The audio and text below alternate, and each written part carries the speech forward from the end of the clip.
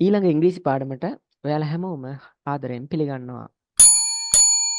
දැන් මම ඔයාලට කියලා දෙන්න යන්නේ තවත් එදිනෙදා කතා ව්‍යවහාරයට අපිට පාවිච්චි කරන්න වෙන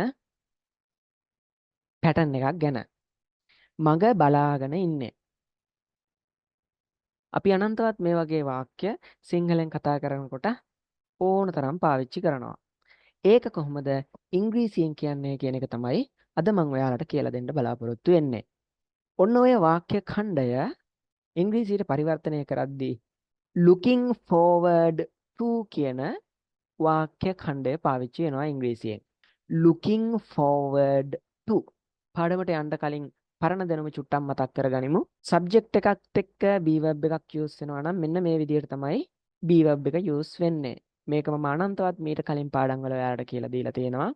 නමුත් දැනුම කියන එක fresh වෙන්න නම් එහෙම නැත්නම් refresh වෙන්න නම් ඒවා භාවිතා වෙන්න ඕන හන්දා තප්පර කීපයක් අපි ඒකට අරගමු. she කියන එකත් එක්ක is පාවිච්චි වෙනවා. he කියන එකත් එක්කත් is පාවිච්චි වෙනවා. it කියන එකත් එක්ක it isමයි පාවිච්චි වෙන්නේ. එතකොට ඔය තුනම ඒක වචනයි. she කියන එකත් එක්ක ඕනෑම ස්ත්‍රීලිංගික නාම පදයක් පාවිච්චි කරන්න පුළුවන්. he කියන එකත් එක්ක ඕනෑම පුරුෂලිංග නාම පදයක් පාවිච්චි කරන්න පුළුවන්. it කියන එකත් එක්කත් ඕනෑම නමක් එහෙම පාවිච්චි කරන්න පුළුවන්. සත්තු ගැන එහෙම සඳහන් කරද්දී. ඔය තුනේම බහුවචනය තමයි they කියලා කියන්නේ. they එකත් එක්ක ආ කියන එක පාවිච්චි කරනවා. you කියන්නේ ඔබ ඔබලා කියන එක. ඒකත් එක්ක එහෙම නැත්නම් ආ කියන be verb එක පාවිච්චි වෙනවා. I කියන්නේ මම සමග am කියන be verb එක විතරයි පාවිච්චි වෙන්නේ. we කියන්නේ අපි I කියන එකේ බහුවචනය. we කියන එකත් එක්කත් ආ කියන be verb එක විතරයි use වෙන්නේ. මේ බලන්න. මේ මග බලාගෙන ඉන්නේ කියන එකත් එක්ක වාක්‍ය රටාව පාවිච්චි වෙන හැටි. සබ්ජෙක්ට් එකත් එක්ක අර ඉස්සෙල්ලා කිව්ව is am are කියන be verb එක පාවිච්චි කරනවා.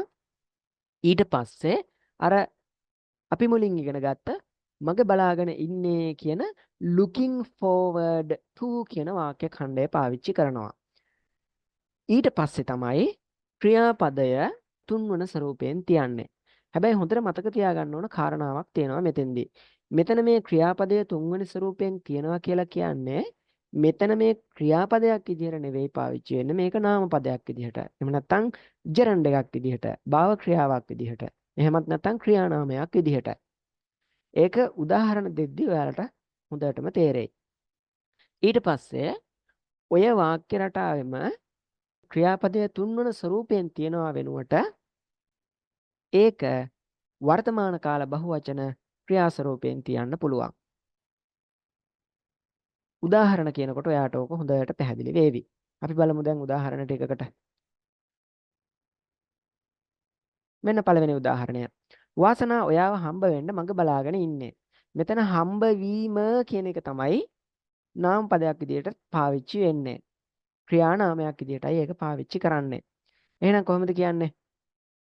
අපි එක වචනකින් බලමු ඉස්සෙල්ලා. ඒ කියන්නේ එක රටාවකින් බලමු ඉස්සෙල්ලා.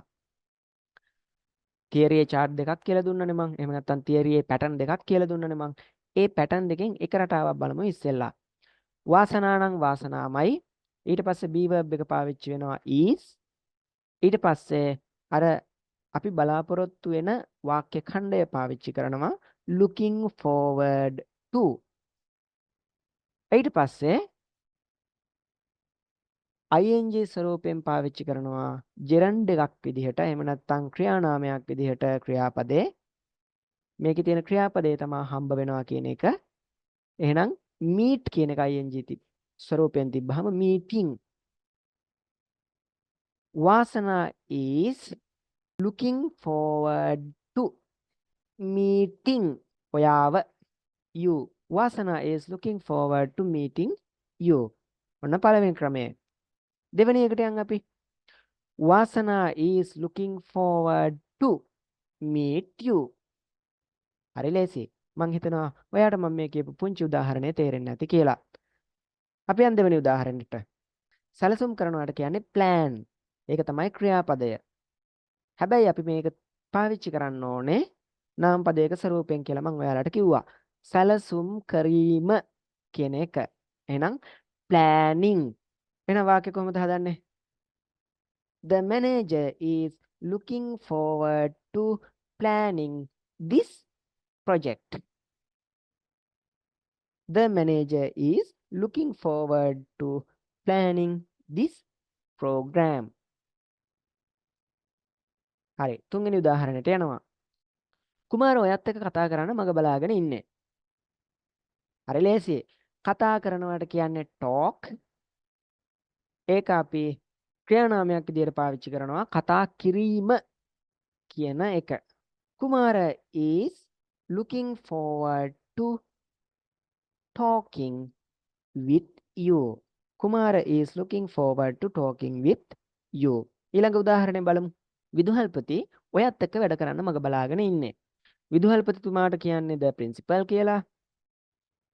වැඩ කරනවට කියන්නේ work කියලා. අපි දන්නවා මග බලාගෙන ඉන්නේ කියන වාක්‍ය ඛණ්ඩය ගන්න හැටි. ඔයත් එක්ක කියන්න with you. එහෙනම් කොහොමද අර තියරිය අනුව මේ වාක්‍ය රටාව ගොඩනගන්නේ? The principal is looking forward to working with you. ඊළඟ උදාහරණයට යනවා. මම නිවාඩුවට යන්න මග බලාගෙන ඉන්නේ. යනවට කියන්නේ go. එහෙනම් කොහොමද කියන්නේ? I'm looking forward to going holidays. I'm looking forward to going holidays. ඊළඟ උදාහරණය. ඔවුන් එයාලගේ දෙමාපියන් හමු වෙන මග බලාගෙන ඉන්නේ. හමු වෙනවට කියන්නේ meet. එතකොට හමු වීම කියන එක නාමපදයක ස්වරූපයෙන් ක්‍රියානාමයක ස්වරූපයෙන් පාවිච්චි කරද්දී කොහොමද අපි පාවිච්චි කරන්නේ? meeting කියලා. එහෙනම් they are looking forward to meeting their parents. They are looking forward to meeting their parents. ඊළඟට මම ලබන මාසේ විදේශගත වෙන්න මග බලාගෙන ඉන්නේ. විදේශගත වීම කියන කොටස අපි ගන්නවා going abroad කියලා. එහෙනම් අර තියරිය අනුව කොහොමද අපි කියන්නේ? I'm looking forward to going abroad. කොයි කාලෙද? ලබන මාසේ. Next month. අපව කියමු I'm looking forward to going abroad next month. මං හිතනවා මම මේ කියපු උදාහරණ ටික ඔයාලට හොඳට පැහැදිලි වෙන්න ඇති කියලා. පළවෙනි උදාහරණය විතරයි මම ඔයාලට තියරි දෙකෙන්ම පැහැදිලි කරලා දුන්නේ. දෙවෙනි එකේ ඉඳන් එක තියරි එක විතරයි මම ඔයාලට මේ වාක්‍ය රටාව ඉස්සරහට අරගෙන ගියේ.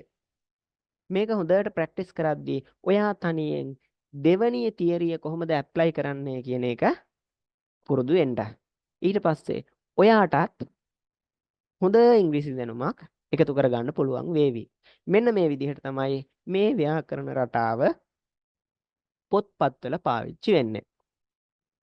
එහෙනම් මං හිතනවා ඔයාලට මම මේ කියපු පුංචි පාඩම තේරුණා ඇති කියලා. අයත් චූටි ඉංග්‍රීසි පාඩමකින් ඊළඟට අපි ආපහු හම්බ වෙමු.